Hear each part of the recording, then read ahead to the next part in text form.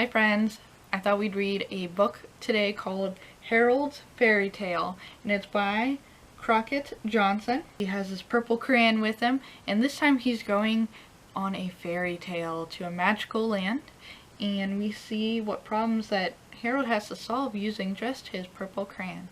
Alright, let's jump in and see where this fairy tale takes us.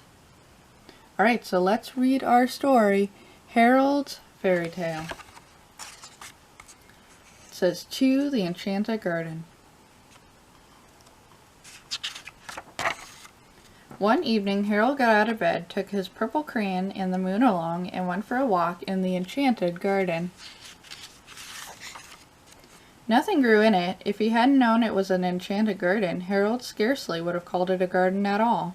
To find out what the trouble was, Harold decided to ask the king.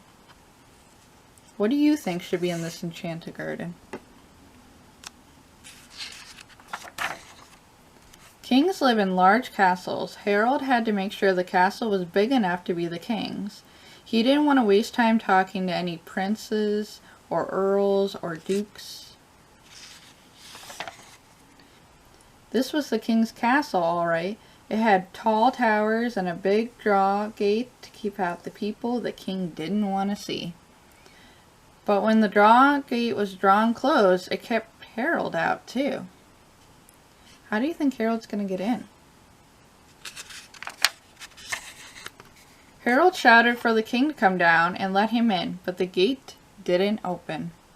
He walked along the edge of the enchanted garden beside the smooth wall of the castle until he thought of his purple crayon. What do you think he's drawing here? A person smaller than a very small mouse would be able to get in.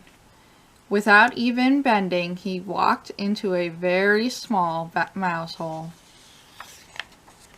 He walked through the mouse hole into the castle. He invited the mouse in too, but the mouse preferred to stay outside. As he gazed around the big castle, Harold felt very tiny. And a king might not pay much attention to anyone who was smaller than a mouse. So Harold used his purple crayon again. He made sure he was tall as 4.5 steps, his usual height. Then he climbed up the stairs looking for the king. He went up, up, up until he got so tired he couldn't climb another step. Luckily, there was no more steps. He had reached the top. He still couldn't find the king, but he remembered kings sat on thrones. The king's throne looked very comfortable. Harold thought the king wouldn't mind if he rested for a few minutes. He sat on the throne, wondering what it was like to be king and wear a crown. What do you think Harold's going to draw next? He tried it with the king's crown.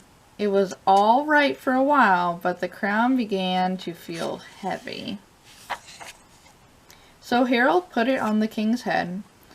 As he thanked the king for the loan of the crown, he noticed the king looked sad, no doubt because of the garden.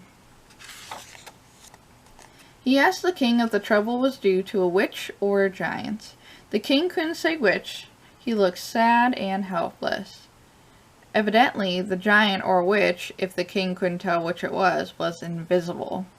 But Harold took the king not to worry. He set out to find the invisible witch or giant, branching his purple crayon. Accidentally, it made a hole in the wall. The accident embarrassed Harold, but the hole was the handiest way to get out of the castle, and he climbed through it. When he looked down the other side of the hole, he realized he had forgotten how high up he was. He needed something tall to climb down on, something as tall as a steeple. To fill the hole in the castle, Harold put a handsome and useful clock in it. He was surprised to see how late it was.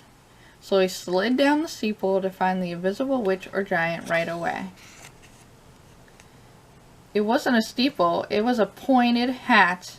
It was a giant witch. Do you know what shape this is? A triangle, right. So that steeple, which is part of a building, turned into a witch's hat. I wonder what Harold's gonna do. The purple crayon made it plain. It was an invisible giant witch. Well, no wonder nothing grew in the enchanted garden. How could anything grow, Harold said to himself, with a giant witch trampling around with big feet? Now that he saw what the trouble was, all Harold had to do was to drive the witch out of the enchanted garden. Mosquitoes, mosquitoes, Harold knew, will drive anybody out of a garden. The mosquitoes drove out the witch. They also were driving Harold out of the garden. He had to make smoke to get rid of the mosquitoes. And he had once heard somebody say that there was smoke, there must be a fire. To put out the fire, he first thought of fire engines, but he decided to make it rain. Rain was easier. The rain soaked everything, Harold too, but he said it was good for the flowers. And he was right. Soon there were flowers.